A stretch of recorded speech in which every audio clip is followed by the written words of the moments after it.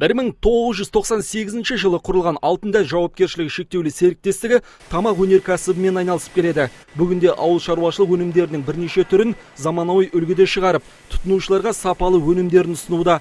Тауарға деген сұраныстың молдығына байланысты, олардың сырт пішіндеріне сайлауға қатысуға үгіттейтін стикерлер жапсырып шығаруда екен.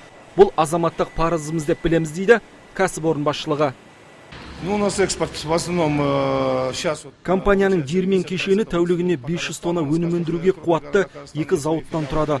Бұл өнімнің 50% Қазақстанның қалаларына тарайды. Бұл дегеніміз халықты саяси науқанға белсене қатысуға шақыратын тиімді жол деп білемін. Сондықтан осындай стикерді жапсырып шығаруға бел байладық. Тауардың сыртқы қапшықтарына саяси науқанға үндейтін 12 мыңнан астам стикер жапсырылуда. Бағасы арзан, сапасы жоғары. Алтындан өнімдері елімізден бөлек Қырғызстан, Өзбекстан, Ауғанстан, Иран және Тәжікстан сынды алыс жақын шетелдерге де тарайды. Алтындан кәсіпорнына кәсіпкерлер палатасынан және бүткіл Қазақстан халқынан осы науқанға ат салысып жатқан алғашқылардың бірі болып ат салысып жатқанына рахмет алғысымызды білдіргіміз келеді. Өнімдеріне әркімнің дауысы маңызды деген жазу бар стикерлерді жапсырып шығарып жатқан өңірімізде тағы 10-ға жуық кәсіпорын бар екен.